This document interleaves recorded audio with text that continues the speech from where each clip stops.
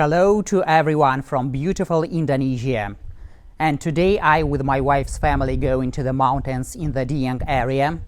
It is the famous destination for local tourists, but little known to foreigners. A lot of people I meet in real life and also on internet ask me the question, have I been in Bali or do I want to go there? I've never been in Bali and I don't have a plan to go there in the nearby future. The first reason is because Bali is too touristic, so you cannot feel real traditional Indonesian culture there. The second reason is because I am a Muslim and I live in central Java, and Java is an Islamic region and it is much easier to keep my lifestyle here because halal food is everywhere and mosques on every street. So let's go with me. My wife is preparing food for our lunch picnic and dinner at the villa, so once we're there, we will not have to spend too much time looking for restaurants. We plan to spend 2 days in the Highlands, so we also prepare warm clothes because the weather during the dry season can drop to 0 degrees Celsius or even lower. August is the peak of the dry season, so there is a good chance we will experience the famous frost phenomenon in Dieng, which attracts tourists who are lucky enough to see it. We are just preparing right now. There will be 5 people in the car, and the road will take around 3 hours from Purwokerto city. Once our suitcases are packed, we hit the road. I mentioned Bali for a reason. Most tourists only know Indonesia through Bali, but there are many more interesting, unique and affordable locations in other regions. Today's video is about one of those locations. The locals here call it Switzerland in Java or Swiss van Java. Before living in Indonesia and getting to know the local culture better, I never imagined that the landscape in Indonesia could be so diverse. I used to picture Southeast Asia as endless flat rice fields with palm trees, but it turns out there are many beautiful forests, waterfalls, hills and mountains. Halfway through our journey, we stop in a small city called Wonosobo. After 2 hours sitting in the car, we decided to stop here in a small village and try a traditional snack made from coconut and sugar. This dessert is called Sagon and is a traditional snack in Java, but this small stall sells one of the most delicious and famous versions. Sticky rice flour, coconut flakes and sugar are mixed in a clay bowl and placed in a hot coals for a while. It tastes like a bounty bar, but more organic and harder in texture. I am told it only retains its special texture when it's hot and freshly made. After a couple of hours, the texture changes and the taste becomes different. I recommend this to anyone with a sweet tooth. It pairs well with hot black tea or coffee with milk. Such a lovely place actually.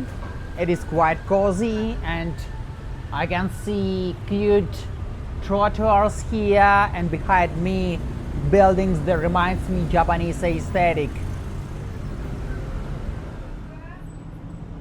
I will leave the location of this stall in the video description, so you can enjoy the delicious sagon if you are passing through these parts. This snack is really good. But it's time to return to the car and go farther.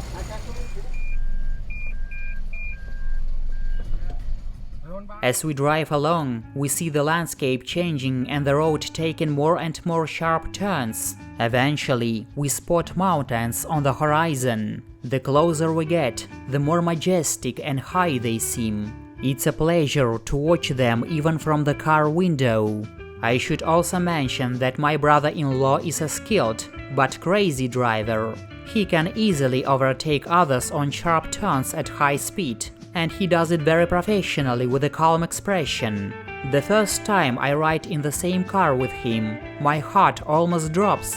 In my country, the roads are very wide and sharp turns are rare. I am not used to driving in the mountains and it makes me nauseous. So, if you are prone to motion sickness and not used to winding roads, I recommend taking anti-nausea medication in advance if you are heading to Dieng. I would also like to share some information about how to get to Dieng, especially if you are a foreigner traveler. The easiest way is to take a train from Jakarta or Yogyakarta to Purwokerto, then buy a ticket to Wonosobo at the bus station. To reach Dieng, you will need to take another bus from Wonosobo.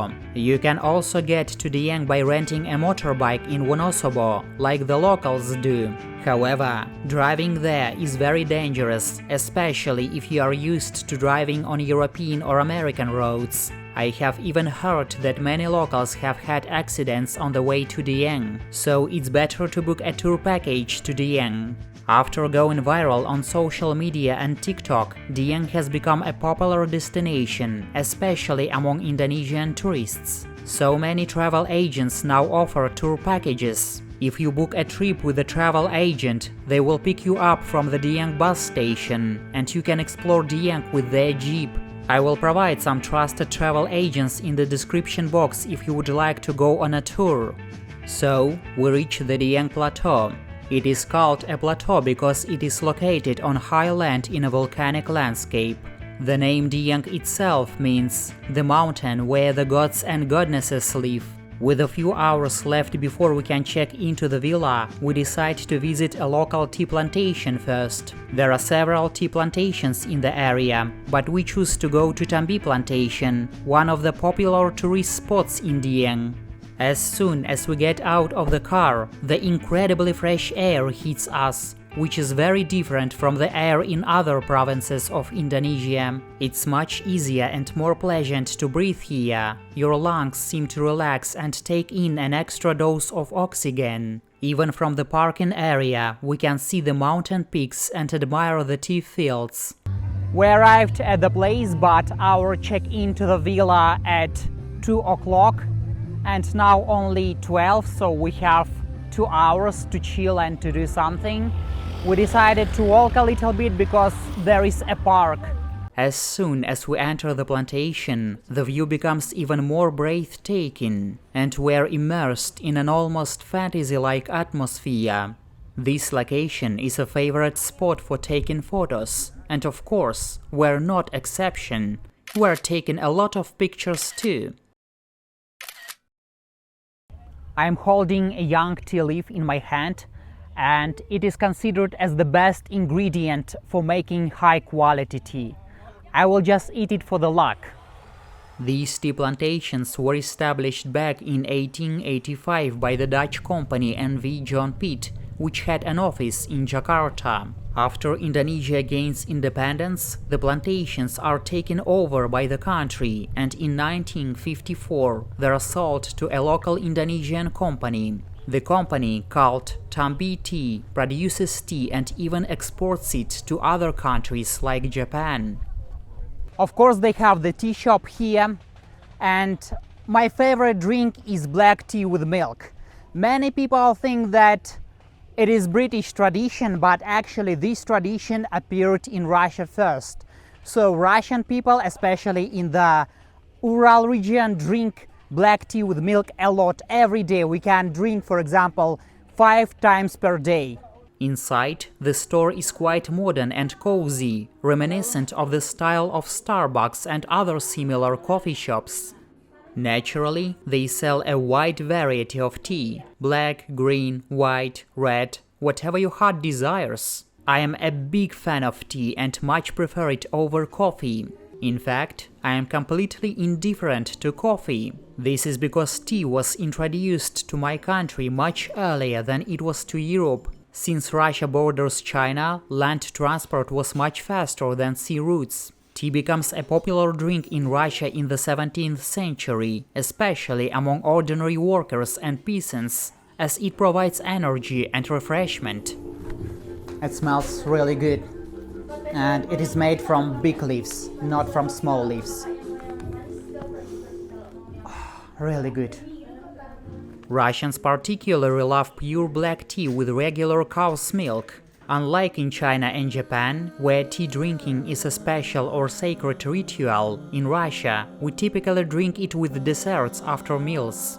The plantations here are vast, stretching for several kilometers, but there are comfortable paths between them, so tourists can walk around with ease.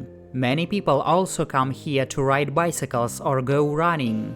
Around midday, you can watch the workers harvesting the ripe tea leaves. We climb up a hill where there are wooden towers, somewhat like outposts, which serve as observation decks. These structures are used to protect people from the scorching sun. There are several levels and each offering different perspectives of the view. This is a fantastic spot for photographers, whether beginners or professionals. You know, sometimes I really hate recording such magnificent beauty on camera, because it can't capture the emotions you experience in real life while observing it. The camera distorts and simplifies reality, unable to convey the feelings and emotions that the vibrant colors of nature give you. Just standing here and gazing into the distance is already a unique experience. It feels like a location from a fantasy world, as if you have stepped into a video game and become its hero.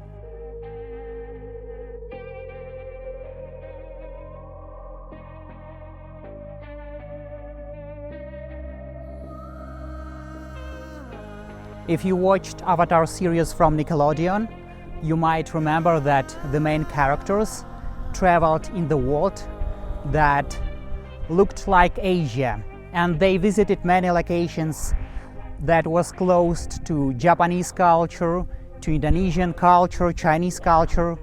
So I feel myself like one of these characters. Actually, when I was a child, like 7 years old or 8 years old, many of my friends dreamed to be soldiers or firefighters or pilots, but my life goal was to be a tea businessman. So I really wanted to have a tea plantation. It was my dream.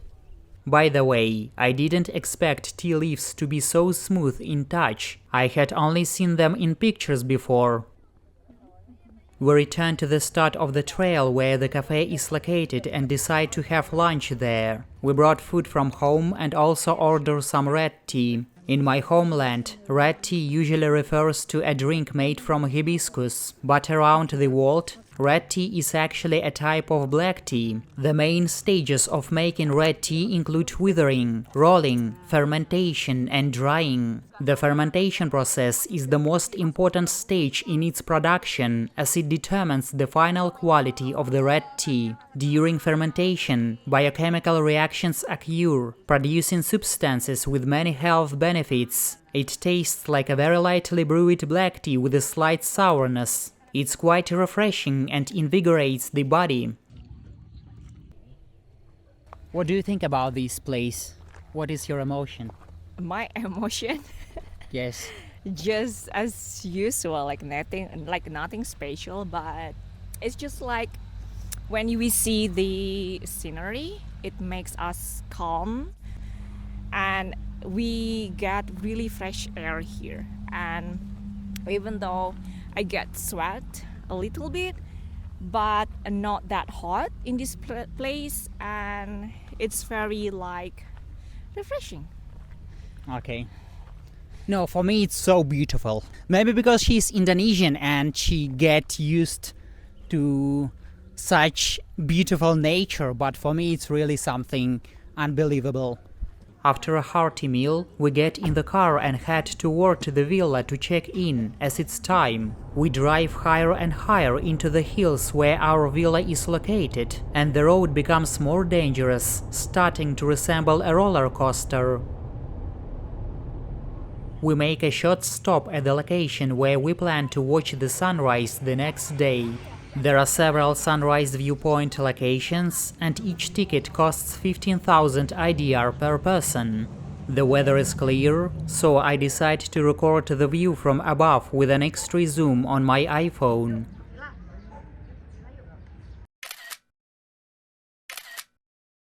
From this distance, The trees, houses and roads look tiny and insignificant. Watching this, I feel a strong sense of déjà vu. Dieng reminds me so much of Switzerland or Western Austria. I lived in Ischgl, the capital of Tyrol, for about 6 months, and here I start to experience the same vibe and feelings as I did in the Austrian Alps in 2018. The air here is just as fresh as in the Austrian Alps. Of course, the standard of living and infrastructure in Indonesia is much less developed than in Europe. My wife says that 10 years ago there were fewer tourist facilities than there are nowadays, and that Dieng has changed a lot in the recent years. If it keeps progressing in the right direction, I wouldn't be surprised if in 15 or 20 years we will see luxury hotels and expensive restaurants for wealthy people, similar to those in the upscale resorts of Switzerland. As you can see, we eventually arrived to our villa, where we will stay for one night. There are 2 buildings. We are staying in the larger one, which can accommodate 6 people, and next to us is a smaller villa for 4 people. To check in, we had to wake up the villa caretaker, who was asleep in a small hut. Next to our building, there is a new one under construction. This shows that tourism in Dieng has been booming ever since it was viral on social media. Most of the villas in Dieng has similar architectural styles. My wife, for example, thinks that business owners should consider coming up with unique ideas instead of building villas like all look the same. But actually I like these styles. Everything is from wood. But I don't think it's like the main material they used to build this house. Very modern. Everything is here. The toilet, the room and the second floor. Here is the kitchen. We have everything necessary to cook, to wash. Small cute windows. And really beautiful place to eat because we can see mountains. And people said that sometimes we can see ice here.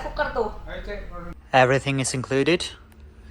We have coffee here, tea, bags of tea, sugar, and the cold water here is freezed, just like in Russia, because usually in Indonesia cold water is not really cold.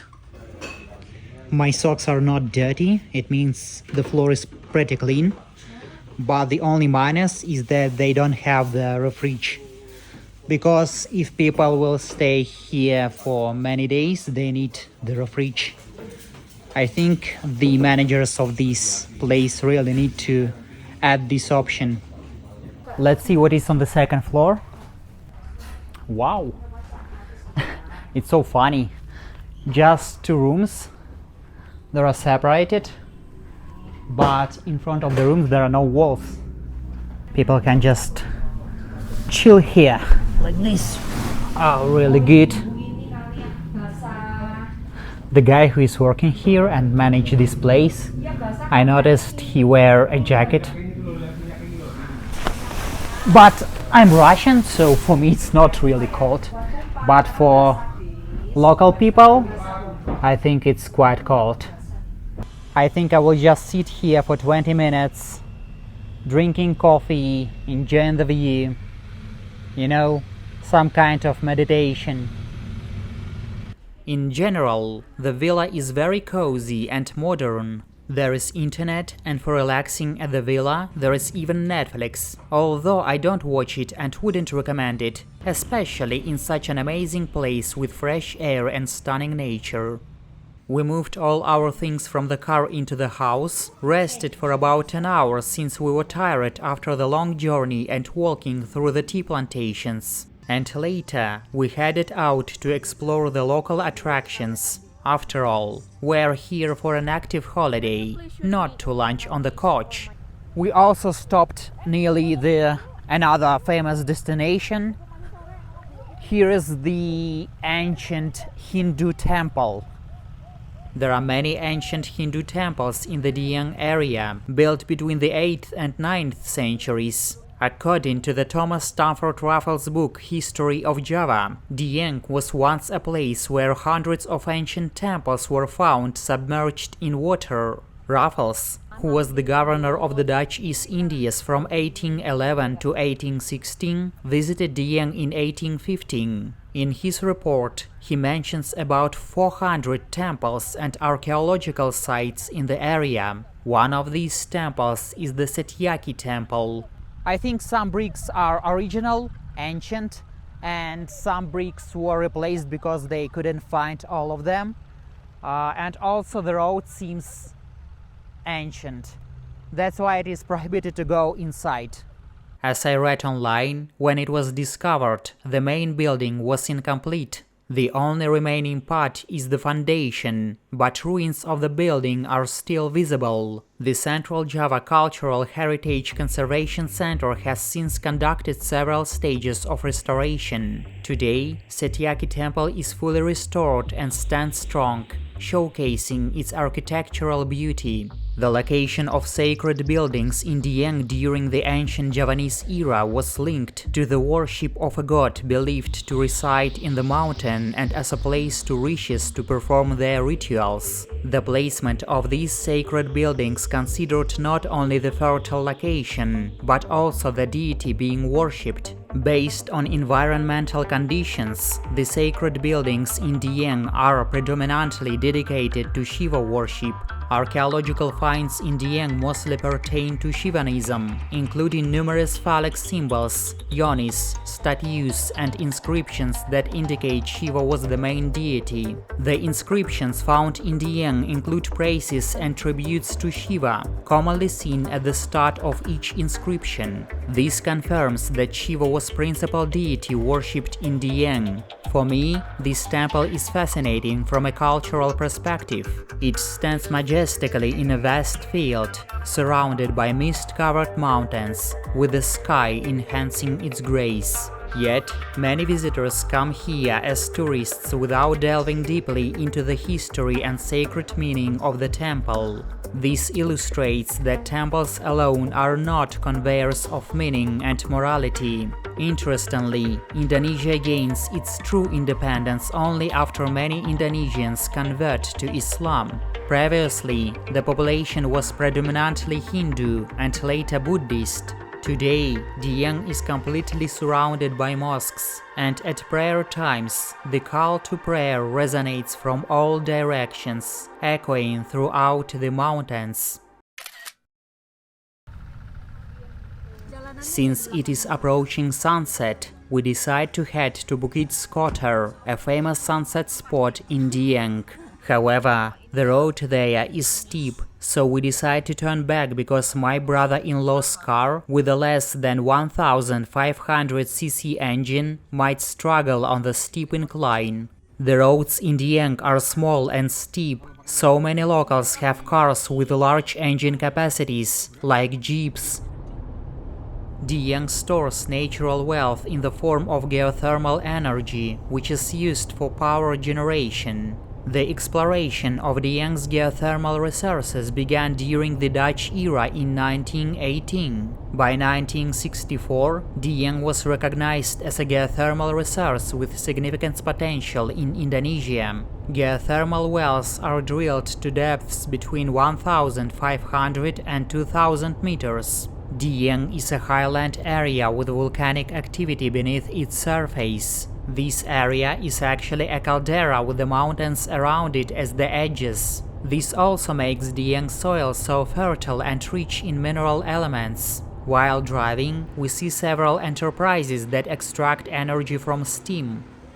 Our final destination for the evening is the hot spring. By the way, you might notice that I am wearing a Russian folk-style shirt throughout the trip. It is a very comfortable shirt made from premium natural cotton, which is breathable and protects the skin from the sun's rays. You can buy it on the marketplace. I have provided the link in the description box and it helps support my project. Here we have hot springs with water flowing directly from underground. This water contains various minerals and is beneficial for the body. There is also a stall where visitors can buy snacks or coffee. We get a change of clothes from the car, and I go with my wife's brother to the changing room to put on my bathing suit.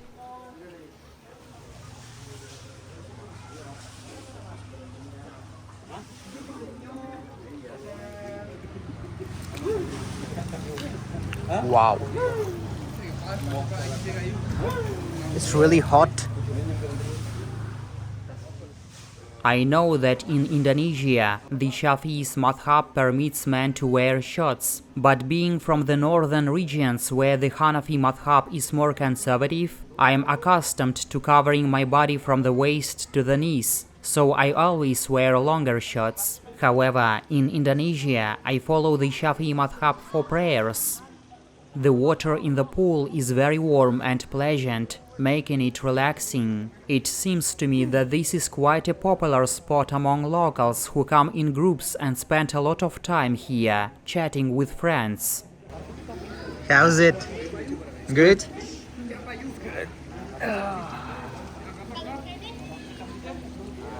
The hot water is coming from that source.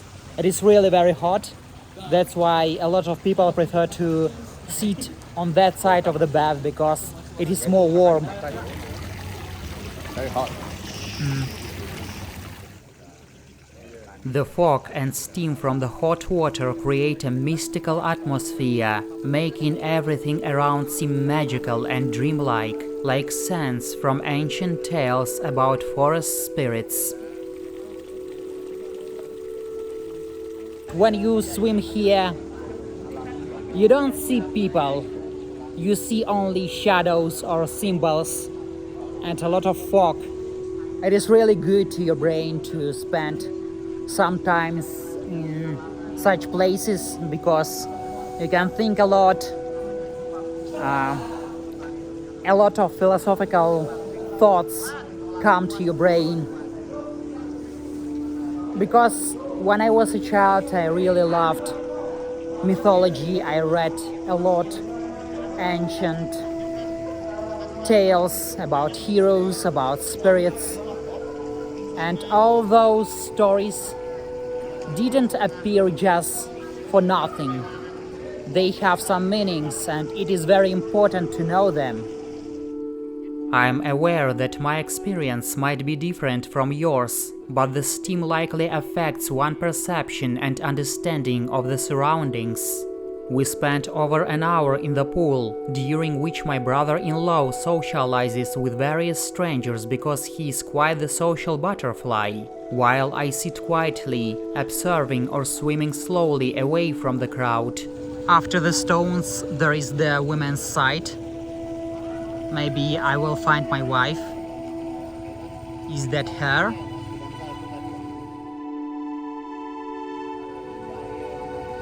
You look like a spirit, you know? Yes.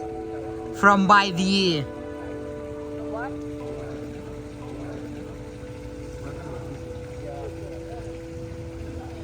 How's there? What? No more people here. Do you like it? Private pool. Yeah. Very relaxing. The weather outside is about 10 degrees Celsius, but the warmth of the water and steam makes it feel like a sauna. It's a pleasant experience, and I recommend everyone try hot springs at least once in their life. However, it is getting late and we need to head back to the villa. The least enjoyable part is changing clothes, because, as noted, the cold weather makes you want to jump back into the warm water. To avoid getting sick, I try to dry myself as much as possible with a towel. Many Southeast Asians might not know that the head is most vulnerable to cold weather. I don't have a dryer, that's why I decided to wear a hat, because it's around 10 Celsius degrees right now, and I can get cold if I have wet hair. In my country, for example, going outside without a hat in autumn or winter is considered odd. We chill outside for a while to cool down after the hot baths and then return to the villa, where the whole family starts gathering in the kitchen to prepare dinner. As I mentioned at the beginning of the video, we prepared the food in advance, so all we need to do is boil the noodles, warm up the chicken and set everything on the table. Tonight, we have chicken noodles with salad. The smell of the warm, cooked chicken noodles increases our appetite after a long and active day. When everything is ready, we sit down to eat dinner. It's quite cold and dark outside, but inside, it's warm and cozy. I think eating pre-cooked food in a camping house is a good alternative to a picnic in the wild when weather conditions aren't favorable. After a pleasant dinner, everyone feels happy and relaxed and starts preparing for bed. As the room gets colder, my wife's family finds the situation amusing. They are surprised to see their breath turning into vapor in the cold and even decide to step outside to watch the steam coming from their mouths. This evening, I appreciate the warmth and comfort of the family atmosphere. It's midnight and we all head to bed in our rooms. It is the Subuh, the morning prayer, 4:30 a.m. and the temperature in this morning really dropped, and because in Indonesia buildings wasn't built for cold weather, it is quite cold even inside. We will pray, and after praying we will go to see the sunrise, so actually we don't have much time. We only managed to sleep for about 4 hours, and in the morning it got even colder. The temperature dropped to 9 degrees Celsius. Luckily, these interesting pressed ginger tablets we bought before the trip are coming in handy. They dissolve less than a minute, making a quick ginger drink that warms up the body and boosts energy. People here also love drinking herbal medicine made from ginger syrup, which they believe prevents catching a cold. I recommend bringing these on trips when you need something to warm your body quickly, especially since it is instant, so there is no need to boil fresh ginger. I think a lot of people get that strangely exciting feeling early in the morning when you have to head out on a trip, and this morning is no exception for me. Since we don't see any frost, we decide to go straight for the sunrise. Actually, it's a bit late for us to leave the villa, but hopefully we can still find a parking spot to see the sunrise. The fog thickened, and with the low temperature, the car windows starting fogging up badly. The parking situation here isn't the best. Small spaces and expensive tickets, about 30,000 rupiah per car. We should have arrived earlier to get a parking spot easily. If you arrive late, you might be left without a space. It feels less than 12 Celsius degrees because of the high humidity, and I wasn't prepared for the cold weather in Indonesia. That's why I didn't take warm clothes, and now I just wear my wife's sweater. There are a lot of people here, some arriving in groups, many of them in a hurry to secure the best spots with the best views for taking beautiful shots. We choose to watch the sunrise at Taman Langit because we think it has more good spots for taking pictures. This place is actually new and became very popular among tourists quickly because it's an alternative to seeing the sunrise in Dieng without hiking. Otherwise, you would need to hike up Sikunir Hill for around 30 to 45 minutes to catch the sunrise. Unfortunately, we came a little late and missed the first light, but the sun is still below the horizon, so we still have a chance to watch the sunrise. So many people here, and somebody even used drones. The sun's rays are soft, and since they aren't too bright, we can admire the sunrise without squinting. Finally, the entire valley began to light up with bright colors and warm tones spread across the villages, fields, and hills. This spot has a great location because you can not only see both the sunrise and sunset, but also admire the ancient volcano, observe the local flora, and watch the daily life of the villagers from above, especially if you have binoculars or a camera with a good zoom. I realized that I could capture stunning shots if I had a drone with me. If my videos get a lot of views, I hope I will be able to afford one in the future. It turned to be so bright now and getting hot. I am even getting sunburn. People come here with different organizations and they shoot videos to advertise their companies. A lot of people as well staying in the line to take pictures from good positions. My wife also staying in the line, I'm just chilling here. The line was quite long and we waited about 30 minutes, but in the end we took a few good photos.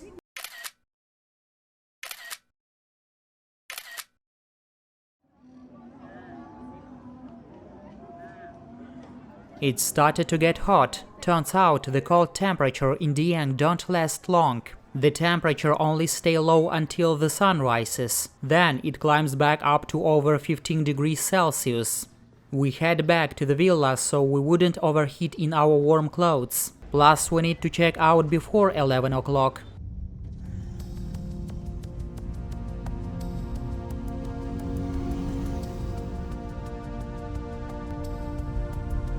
In the daylight and without fog, the mountains look different. It feels like I'm somewhere in Austria, but with Asian decorations.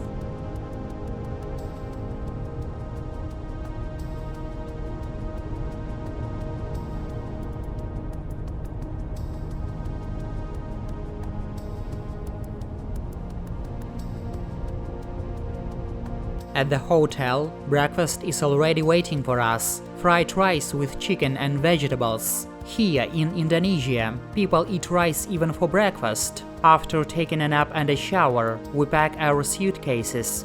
I didn't bring hair cream on this trip, so please excuse me if my hair looks a bit straw-like in the following shots. European hair tends to be less resilient than Asian hair, so without special products, it can look a bit messy. Returning to the topic, I want to say that staying in the villa for these 2 days was very pleasant, and I'm satisfied with all the amenities it offered. I would have gladly stayed here longer, but unfortunately, our trip was limited, so it is time to leave this wonderful place and move on. Our next stop is a landmark Telaga Warna, which means colorful lake. It is famous for its phenomenon of constantly changing watercolors. There are many colors that Telaga Warna can produce, ranging from green, yellow, blue to red. The color changes in the lake are due to a complex chemical reaction between volcanic gases, minerals and microorganisms. It is because this lake in Dieng is located in a volcanic area rich in geothermal activity. We have to walk a little from the parking lot to the lake's entrance. The ticket costs 22,000 IDR, but for foreigner tourists without an Indonesian resident permit, the ticket price is much higher. There are convenient paths, cozy stalls selling drinks and snacks, and plenty of greenery around. On this side of the lake, the water appeared swamp green. The water's color is influenced by chemical processes related to the high sulfur content at the lake's bottom, which is why there is a constant sulfur smell. Some people might find the smell off-putting, but I personally like it. In my homeland, there are also natural sulfur springs used for medical purposes. Interestingly, if you head towards the high hills, you will find another lake that connects to this small one, but it doesn't contain sulfur and the water there is a usual blue color. We walk a bit farther and the color of water started to change from dark green to rich teal. Watching the lake's color is a unique and peaceful experience that cannot be fully captured on camera. It is almost like a form of meditation. What's the difference between the classic art and the modern art? The classic art tells you stories about people, stories from the Bible or from the ancient tales. But the modern art doesn't try to tell you anything. It just tries to make you feel something, feel emotions, feel colors. That's why in the modern art galleries we can observe a lot of paintings without any objects and forms. This lake has so bright, so juicy teal color that I cannot show you through the camera. That's why I always recommend people to go to the museums, because you cannot feel colors through photos or videos. You can feel colors only when you see it in real life. At the exit gate, I spot a beggar dressed as Mickey Mouse, looking sad as he smokes a cigar all alone. It's a bit of a melancholic scene. Not far from here is another famous spot, Sikidang crater. From the ticket booth, we have to walk about 2 kilometers to the crater. Along the way, there are many shops on both sides selling local Dieng snacks and sulfur. Sulfur is often used for skin conditions. Another destination to see, they have hot craters here, but the path is going through many stalls and we have to hike around 2 kilometers. These shops are temporary though, and once the new buildings are completed, they will move to those. As I walk along this stretch of shops, I get a vibe like I'm at a medieval fair, which I really enjoy. At the crater, there are vendors offering to boil eggs for you. You can pay to have an egg boiled right in the crater. The water is constantly bubbling. If someone were to fall in, they would probably die instantly. The steam makes it hard to see the bottom, but when the wind clears it, you can see the boiling water with bubbles popping on the surface. My wife telling that 10 years ago this place wasn't as touristic as nowadays, and people could walk freely here and there. Here wasn't even any roads, but nowadays everything is restricted, and even if you don't pay money, you cannot get closer to some locations. In the past, visitors could walk freely around the crater and boil their own eggs, but now, because it became a more touristy spot, a bridge has been built and many areas require payment. Like if you want to take photos in the certain spots, you have to pay to the local photographers.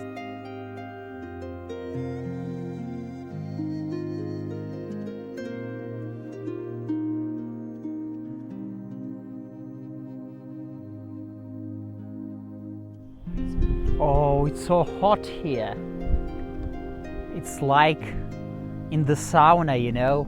Sikidang crater also has a legend. It is said that Queen Sinta was supposed to marry Prince Kidang, but she didn't like him because he had a deer's face. So she asked him to dig a very deep well for her. When he was digging, she ordered her people to bury him alive.